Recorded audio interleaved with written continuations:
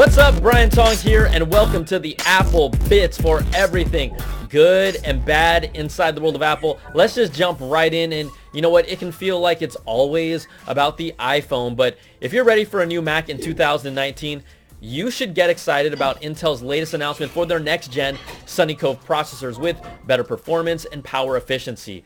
They also unveiled their Gen 11 integrated graphics with up to double the performance from Gen 9. I know Intel's processor family, it can be confusing, but it's believed that the new Sunny Cove processor will be paired with the Gen 11 graphics and will be called Ice Lake.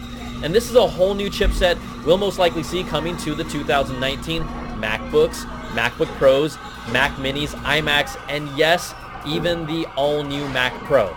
Now, we've heard the rumors of Apple releasing their own custom-based ARM processors by 2020 for their own computers. Even the current iPad Pro's A12X chip is getting close to the performance of the 2018 13-inch MacBook Pro. But come on, that transition isn't going to happen all at once. Intel's still an important part of the future, but I might not be saying the same thing in 3 to 4 years. Now, Apple has always been, they're so obsessed with getting thinner and thinner, but there's one product that hasn't shared that same fate, and I bet you couldn't guess it right now.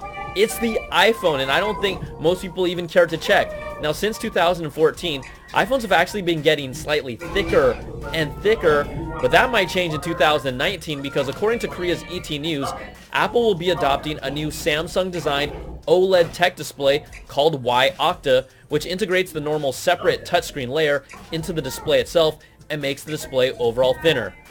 Come on, Apple. This is unacceptable. We need to reverse this trend of getting thicker immediately and take back at least 0.1 millimeters of thinness back to our phones. Come on.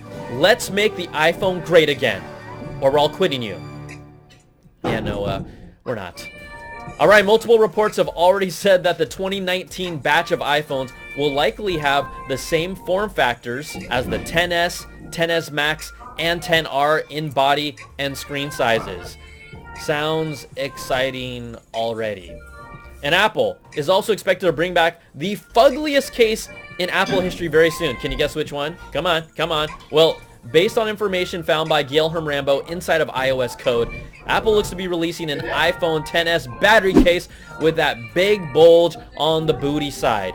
3 references found point to not just a XS battery case, but we could see versions for the XS Max and XR possibly releasing soon as well. But guess what? They shouldn't make too many of those XR cases after analysts continue to hammer that demand for the iPhone XR has been significantly lower than expected, with some even lowering their estimates of shipments by up to 20%.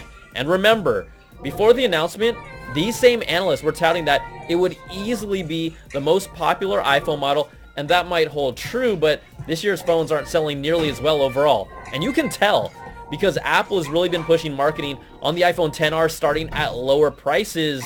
But if you look at that asterisk, let's just look like, pay attention, you need to trade in an iPhone 7 Plus. And this just isn't normal to see Apple doing something like this just 3 months after the release of a new iPhone.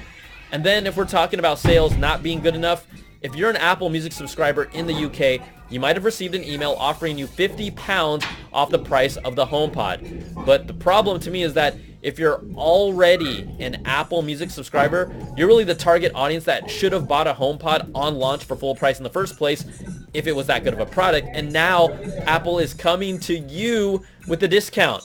So yeah, you still shouldn't pull the trigger at that price. And we're sticking with Apple Music. It's now playable on the Amazon Echo speakers in the US. Another reason not to get the HomePod. And we told you about it coming last week, and it's here. You just have to link your Apple Music account through the Alexa app so you can ask it to play Baby Shark on Apple Music.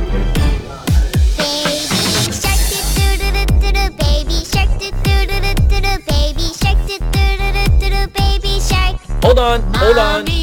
That song is actually not available on Apple Music. Some of you are saying, thank God, I just wanted to drive you crazy. Or the kids that are, forced to watch this video with their parents, I'll make them very happy. And that's a good Apple. You know you love it. I also wanted to give a proper goodbye to Apple Music Connect, which is shutting down.